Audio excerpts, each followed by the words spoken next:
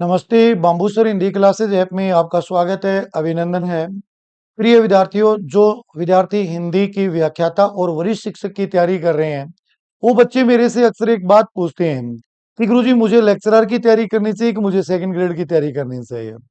देखिए, मैं आज उसी प्रश्न का उत्तर देने के लिए आप लोगों के सामने व्याख्याता और सेकंड ग्रेड हिंदी का जो पाठ्यक्रम है, उसकी लेके आया हूँ। आज मैं आपको बताऊंगा कि इनमें कितनी टॉपिक में समानता है, कितनी असमानता है। उसके बाद देखिए, मैं आपको ये राय दूंगा कि जो बच्चे बेरोजगार हैं या ग्रेड थर्ड में टीचर लगे हैं, उनको सेकंड और फर्स्ट ग्रेड दोनों की तैयारी करनी चाहिए। देखिए, फर्स्ट ग्रेड की तैयारी, फर्स्ट ग्रेड का जो पेपर है ना, वो रीट के पेपर से बहुत सिंपल आता है। जितना जोर आप रीट के पेपर में लगाते हो, उसका अगर आप 50% लगा दो तो फर्स्ट ग्रेड में सिलेक्शन हो सकता है। और फर्स्ट ग्रेड और सेकंड ग्रेड का दोनों का जो पाठ्यक्रम है हमारी हिंदी में, वो एक जैसा है। और जिस बच्चे ने फर्स्ट और सेकंड ग्रेड पढ़ लिया ना, वो रीट में उसका वैसे ही हो जाएगा, क्योंकि इतना जब सागर में तैर लोगे तो छोटा तालाब अपने आप पार कर जाओगे। इसलिए स्टूडेंट जो हिंदी के, जिन्होंने बीए में, एमए में हिंदी और बीएड कर रखा है, उसको व्याख्याता और सेकंड ग्रेड की तैयारी करनी चाहिए। रीट अपने आप हो जाएगी, क्योंकि रीट में जो हिंदी आएगी वो इनसे बहुत सिंपल बन जाएगी अपने आप। तो मैं आपको राय दूंगा कि आपको व्याख्याता और सेकंड ग्रेड दोनों की तैयारी करनी है, क्योंकि दोनों के सिलेबस में क्या क्या समानताएं हैं, मैं आपके सामने इसी चीज को प्रस्तुत कर रहा हूं। आप लोग देखिएगा इसमें। देखिए, सबसे पहले अपने बात करते हैं कि व्याख्याता और इस सेकंड ग्रेड के पेपर में हमारी हिंदी की व्याकरण में क्या आता है। देखिए, व्याख्याता में संधि है, इधर आप देखिए वरिष्ठ शिक्षक में संधि है। समास है, इसमें समास है। उपसर्ग प्रत्यय, उपसर्ग प्रत्यय, ये टॉपिक दोनों में एकदम समान है, कहीं कोई फर्क नहीं है इसमें। अब देखिए, यहाँ पे इसने वर्ण व्यवस्था लिखी है, यहाँ पे इसने डायरेक्ट वर्ण व्यवस्था नहीं दी है, लेकिन फिर भी आपको वर्ण पढ़ना पड़ेगा, क्योंकि शब्दकोश का क्वेश्चन और घोषरह घोष का क्वेश्चन इंक्लूड संधि माना जाता है, तो वर्ण से बनेगा। तो आप यहाँ पे वर्ण भी पढ़ोगे, यानी ये इसमें भी आएगा और इसमें भी आएगा। देखिएगा कि यहाँ पे इसने क्या बोला कि शब्द, शब्द का वर्गीकरण, बिल्कुल इसमें भी शब्द का टॉपिक आएगा, क्योंकि आपको रूढ़ि, तत्सम, तद्भव शब्द यहां भी पूछेगा और इधर भी वो पूछता है। शब्द का वर्गीकरण यहां भी है और इधर भी रहेगा। शब्द शुद्धि और वाक्य शुद्धि इस सेकंड ग्रेड के अंतर्गत भी आएगा और फर्स्ट ग्रेड के अंतर्गत भी आएगा। छोटा सा एक अंतर इस जगह आएगा कि निविदा, ज्ञापन, अधिसूचना, ये एक अर्थशास्त्रीय पत्र, विज्ञप्ति और परिपत्र, ये थोड़ा सा एक्स्ट्रा रहेगा, लेकिन ये इतनी बड़ी बात नहीं है, क्योंकि इनमें चार चार पांच पांच लाइनें होती है। जैसे वो आपको क्वेश्चन पूछता है कि किसी सरकारी काम में कोई कार्य करवाने के लिए कौन सा पत्र जारी करेंगे, कोई काम ठेके देना है, कोई काम लेना है, सामान खरीदना है, बेचना है, तो हम निविदा करते हैं। एक साथ बहुत सारे कर्मचारियों को भेजते हैं तो परिपत्र होता है। किसी सूचना की जानकारी आदमी को देनी है तो विज्ञप्ति है। अर्थशास्त्र के पत्र आधा सरकारी, आधा ये प्राइवेट होता है, ये अनौपचारिक औपचारिक का मिश्रण होता है। एक ये अधिसूचना है, इसमें क्या है, कुछ नहीं है। अधिसूचना का मतलब होता है कि ऐसी सूचना जो सरकार के प्रयास से जारी होती है उसको अधिसूचना कहते हैं। और सेंट्रल लेवल पे राष्ट्रपति जारी करता है, यहाँ पे राज्यपाल की अनुमति से होती है। ये दो चार बातें ही पढ़नी होती है, इसमें और कोई ज्यादा बड़ी बात नहीं। आगे हम लोग बात करें कि मुहावरे और लोकोक्तियां, ये यहाँ भी आएंगे और इस जगह भी आएंगे, यानी दोनों में यहाँ कोई अंतर नहीं है। देखो, अपठित गद्यांश और पद्यांश के 8 क्वेश्चन इसमें आते हैं और ठीक 8 क्वेश्चन ही यहाँ पे आ जाते हैं।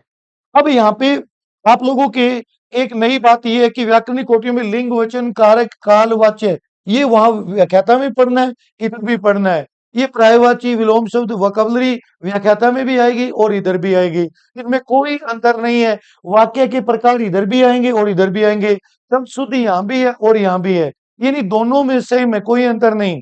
यहाँ पे एक नई बात बनती है कि कविता, कहानी, वार्ता, रिपोर्टाज, डायरी, इनमें चार चार पांच पांच बातें ही हैं, कोई ज्यादा बड़ी बात नहीं है ये।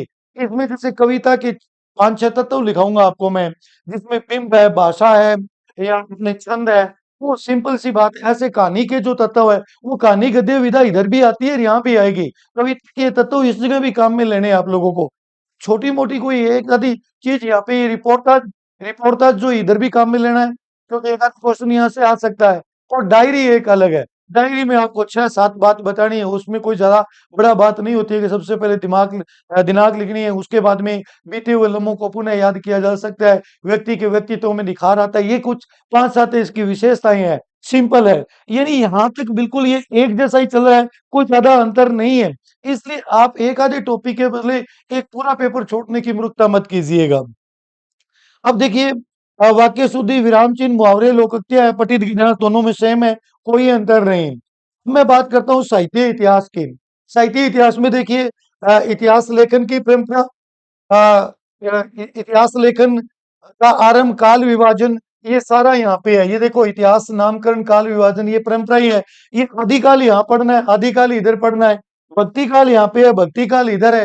देखिए इन दोनों में क्या क्या अंतर है? कोई ज्यादा अंतर नहीं है। ये उद्भव विकास, दार्शनिक प्रवृत्तियां बिल्कुल इसमें भी पढ़नी है, यहाँ भी काम में आ जाएगी। ये संत काव्य, सूफी काव्य उधर भी है, इधर भी है।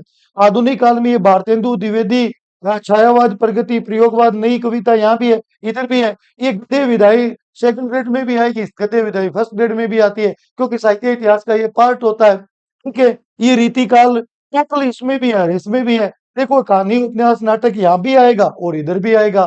तो इनमें क्या ऐसा कोई बड़ी बात है ही नहीं हमारे इसमें कि जो आप ये सोचो ये रीतिबद्ध, रीति सिद्ध, आधुनिक काल, ये सारा कुछ सेम ऐसा ही है। गद्य विधाई इधर भी थी और इधर भी है, कोई अंतर नहीं है दोनों में। देखो आप लोगों के सामने पढ़ा है ये, बताओ क्या अंतर है इन दोनों में? पूरा साहित्य इतिहास लगभग एक जैसा चल रहा है। अब आ जाइए काव्य शास्त्र की बात करते हैं। शब्द शक्तियां यहाँ रही, शब्द शक्तियां ये रही। उसके बाद में अलंकार इधर है और अलंकार यहाँ भी आएगा, ये पढ़े, ठीक है। और इसके बाद में देखो छंद इधर है, छंद यहाँ भी आएंगे, रीतियां भी आ जाएगी, काव्य गुण दोष उधर भी है, काव्य गुण दोष, ये रस इधर भी है और रस यहाँ भी आएगा। दोनों में क्या अंतर है? मुझे एक बात बताओ, क्यों हम लोग किसी बैठे बैठे लोग कह देते हो भी एक पर टारगेट करना चाहिए, पेपर ही एक जैसा आ रहा है। ऐसे ऐसे धंतर भेदों के चक्कर में मत पड़ो आप लोग। ये देखो पूरा का पूरा आपका रस, पूरा का पूरा छंद इधर पड़ा और ये रस ये रहा, ये यहाँ रहा, ये रस यहाँ रहा। बताओ अब हमारे पास क्या आया कि एक ध्वनि सिद्धांत, एक वक्रोक्ति, एक अरस्तु का अनुकरण और एक उदात्त, एक मनोविश्लेषणवाद। मात्र एक, दो, तीन, चार टॉपिक में अंतर है। इसमें वक्रोक्ति सिद्धांत, ध्वनि सिद्धांत भी कुछ नहीं है, दो प्रकार की है ये, इसमें कोई ज्यादा बड़ा काम भी नहीं। वक्रोक्ति मैंने यूट्यूब पर करा रखी है, बिल्कुल सिंपल है ये, ठीक है। अरस्तु के अनुकरण में मात्र 5 तत्व है, उनकी क्या इसका अरस्तु का जो अनुकरण है बिल्कुल सिंपल है। इस प्लेटो और अरस्तु के बीच में छोटा सा एक मतभेद है, उसको आपको प्रकट करना है। लोजाइन्स का उदाहरण तो इसके मात्र 5 तत्व है। मनोविश्लेषणवाद आप साइको में पढ़ते ही हो, सेम वो इधर है, इनकी साइको में आ जाएगा, इधर यहाँ पे काम में आ जाएगा। तो इसमें मात्र इतने टॉपिक आपको ज्यादा पढ़ने, एक ध्वनि, एक वक्रोक्ति, एक अरस्तु का अनुकरण, एक लोजाइन्स, ये तो दोनों में सेम आ जाएगा, इधर इधर इनमें कोई अंतर नहीं आएगा। उसके बाद आप लोग देखिए पुस्तकों की बात करते हैं कि पाठों में क्या लगेगा। कबीर ग्रंथावली इधर भी लग रही है, यहाँ भी आ जाएगी। रामचरितमानस का बालकांड इधर भी है और बालकांड यहाँ भी लग रहा है। अब देखिए बिहारी रत्नाकर जो है यहाँ पे, एक ये साकेत अलग कर लो आप लोग, और इधर भ्रमर गीत यहाँ भी आ जाएगा, भ्रमर गीत इधर भी आ जाएगा, दोनों में अंतर नहीं है। देखिए निबंध में क्या है, एक तो कविता क्या है और एक सीरीज का फूल, और इधर आप लोगों को मीराबाई पढ़नी है। और आगे इसमें एक अंतर क्या आएगा, देखो सिर्फ थोड़ा सा अंतर आ रहा है यहाँ इस जगह। यहाँ पे क्या है कि आप लोगों को कफन, पुरस्कार और यही सच है, ये कहानी पढ़नी है। इधर आप लोग बिहारी रत्नाकर तो दोनों में सेम आ गया, सूर्यमल मिश्र अतिरिक्त है, बिहारी सच से वो तो आ ही गई इसमें। उसके बाद में देखो इसमें रामधारी सिंह दिनकर कुरुक्षेत्र और एक कामायनी, इसका श्रद्धा सरग, एक उत्साह, श्रद्धा और भक्ति और प्रेम। यहाँ पे मात्र आपका अंतर आ रहा है एक, दो और तीन। ठीक है, तीन और एक चौथे टॉपिक का अंतर है। चार टॉपिक इधर ज्यादा बनेंगे, चार इधर ज्यादा बनेंगे। तो देखिए चार टॉपिक ये, तीन एक टॉपिक आप लोगों के पीछे आए थे, और कोई क्या अंतर है मुझे ये बताओ। तो ये जब इतनी चीज आप पढ़ोगे तो इसमें साथ में कुरुक्षेत्र तो वैसे ही आप लोगों को उसमें साहित्य इतिहास में काम कर जाएगा। ये आप उत्साह और श्रद्धा भक्ति पढ़ोगे, इसकी कोटेशन शुक्ल की वैसे ही काम आ जाएगी आप लोगों को, क्योंकि उसमें कई बार शुक्ल की कोटेशन आ जाती है। तो यहाँ निबंध नहीं देगा तो कोटेशन दे लेगा, अपने को वहां काम आ जाएगा, इसमें कहाँ दिक्कत है। अब देखिए एक लहरों के राजहंस, एक खून का टीका। खून का टीका बिल्कुल सिंपल लैंग्वेज में मैंने यूट्यूब के ऊपर करा रखा, आप उसको पढ़ के देखिए। चंद्र दशमा की ये उसने कहा था, एक ये मुंशी चंद की पूस की रात, एक पटासे और उजाले के मुसावे। करीब करीब 7-8 टॉपिक पूरे इस सिलेबस में जब हम लोग विश्लेषण करेंगे अंतर आएगा। 7-8 टॉपिक में हम इतनी बड़ी वैकेंसी और बेरोजगारी में इतना बड़ा रिस्क नहीं लेना है अपने को, इनको साथ में पढ़ लीजिए। और ये व्याख्याता और सेकंड ग्रेड का मैंने इकट्ठा बैच बना रखा है। तो जो बच्चा फर्स्ट ग्रेड सेकंड ग्रेड दोनों देना चाहता है, तो मेरी ऐप के ऊपर वरिष्ठ व्याख्याता और वरिष्ठ शिक्षक बैच नाम से मैंने इकट्ठा बना दिया। ये इसकी 8 4 5 स्टोरी अलग है, वो पढ़ा दी, उसकी अलग वाली पढ़ा दी, तो वो बाकी तो सेम है, वो पढ़ा दी और पूरा सिलेबस हो रहा है। आपको अलग अलग बैच ही नहीं लेने, एक ही बैच में आपका पूरा सिलेबस आ जाएगा। अब देखो हिंदी भाषा, ये टॉपिक दोनों में सेम आ रहा है। हिंदी भाषा का उद्भव और विकास, ये देवनागरी लिपि बोलियां वगैरह सेम है, दोनों में कोई अंतर नहीं है। अब आगे चलते हैं। अब यहाँ आप देखिए कि इसके मनोविज्ञान लग रहा है किसमें, क्या इसमें आपके व्याख्याता वाले में कोशिश ये है। अब हो सकता है कि ये मनोविज्ञान फर्स्ट पेपर में चला जाए, लेकिन यहाँ पे आप अगर सेकंड ग्रेड की बात करोगे, फर्स्ट पेपर में मनोविज्ञान है, तो मनोविज्ञान आप यहाँ पढ़ोगे तो वहां भी तो काम आ जाएगी। साइको ही तो है, इधर पढ़ोगे तो उधर भी काम आ जाएगी। तो आप देखिए कि इधर क्या है, इन्होंने सेकंड ग्रेड की शिक्षण विधियां लगा दी जो फर्स्ट ग्रेड में नहीं है। तो हमें शिक्षण विधियां जब आप पढ़ोगे तो ये मनोविज्ञान पर ही आधारित है। साइको अगर आती है तो शिक्षण विधियां भी आपको आएगी, क्योंकि शिक्षण विधियां वहां हमें काम में लेनी है। अगर हमने शिक्षण विधियां पढ़ रखी है तो वो शिक्षण विधियां हमें कहाँ काम आ जाएगी, रीट में भी काम आ जाएगी, क्योंकि रीट में ये टीटू वैसे ही चलेगी। एक ये टॉपिक इन दोनों में भिन्नता उत्पन्न करना, क्योंकि साइको तो दोनों में काम आएगी।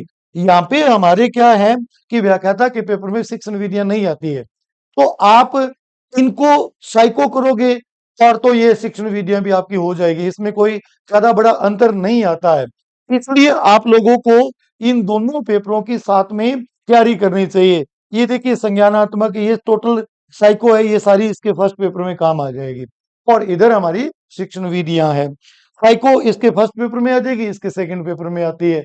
अब आप मुझे एक बात बताइए कि मात्र हम लोग 4 5, एक थोड़ा सा इसमें कंप्यूटर का पोर्शन है, ये सिंपल है, ये आप लोग जनरल आप पढ़ोगे इतने में हो जाएगा, ये कोई ज्यादा बड़ी कहानी नहीं है इसमें। अब आप मुझे एक बात बताओ, जब हमारा 80% सिलेबस दोनों का सेम है, 2 4 टॉपिक के लिए हम एक पूरा पेपर क्यों छोड़ें, क्यों रिस्क लें? इसलिए मेरी आपको राय रहेगी, हिंदी व्याख्याता और सेकंड ग्रेड दोनों की तैयारी कीजिए।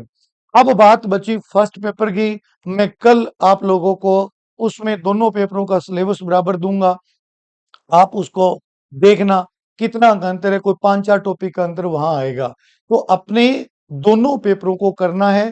फर्स्ट पेपर भी मैं कल आपके सामने लेके आऊंगा, ज्यादा बड़ा अंतर उनमें भी नहीं है। आप 2 4 टॉपिक के लिए आप एक पेपर की कुर्बानी मत देना, आप दोनों कीजिए।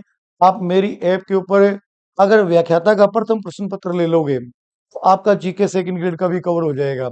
और उसमें जो हिंदी का है वो वरिष्ठ शिक्षक व्याख्याता वाला बैच ले लीजिए, दोनों पेपर कवर हो जाएंगे। ज्यादा पैसे भी नहीं है, सुविधा शुल्क के ऊपर उपलब्ध है। तो आप सभी से मैं यही कहूंगा कि जो बच्चे हिंदी की तैयारी कर रहे हैं वो व्याख्याता वरिष्ठ शिक्षक बैच की तैयारी करें, उससे रीट की तैयारी भी अपने आप हो जाएगी। रीट को आपको अलग से तैयारी करने की जरूरत नहीं पड़ेगी, फर्स्ट पेपर समेत तैयार हो जाएगा आपका। तो आपको अगला जो मैं पेपर लेके आऊंगा दोनों का फर्स्ट पेपर लेके आऊंगा। Bamboo sir Hindi classes app में आपका स्वागत है। हमारे कॉन्टेक्ट नंबर इसके ऊपर है, आप हमसे बात कर सकते हो। धन्यवाद।